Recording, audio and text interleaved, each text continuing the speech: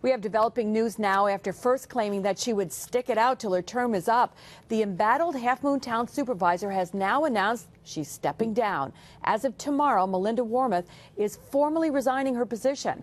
A letter from her was released this morning, and Matt Markham is live from Halfmoon now with more on that. Matt?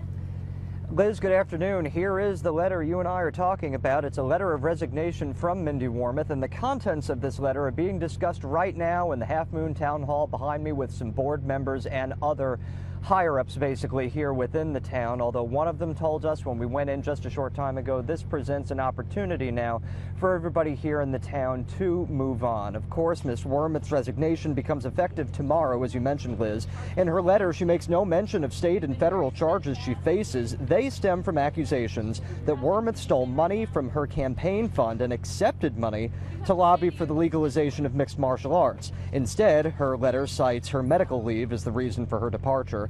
That medical leave should run, she says, until December 20th, and that's 10 days before her term would end. Wormuth wrote that her resignation was submitted to assure the board can continue to serve without distraction, and one board member told us it has been able, though, to address business in the meantime. With this kind of thing happening with Ms. Wormuth, do you think it casts any kind of a negative cloud over the town or town government? Well, I think perception-wise out there for months since this whole thing came down, when the charges were first made, it certainly did.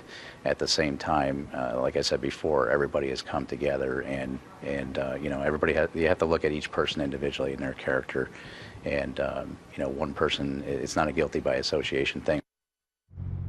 That's Craig Hayner. He's on the town board here. He actually petitioned for Ms. Wormuth to be removed from her supervisor's role. In the meantime, all of this was happening, but he does say it's important to mention, though, that he, at least, is very proud of all the other people who work for the town of Halfmoon. Liz? What happens now, though, Matt, in terms of town leadership? Who's in charge here?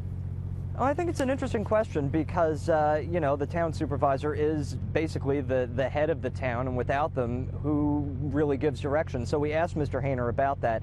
He said that there's a possibility, or at least he's going to look into it now, that Kevin Tollison, who's the supervisor-elect here, may be able to be appointed basically to carry out the month of December. But he says he's not entirely sure if that can be done yet, but it's something we'll follow to see if it does. All right, absolutely. Thank you very much, Matt Markham, reporting for us live in Halfmoon.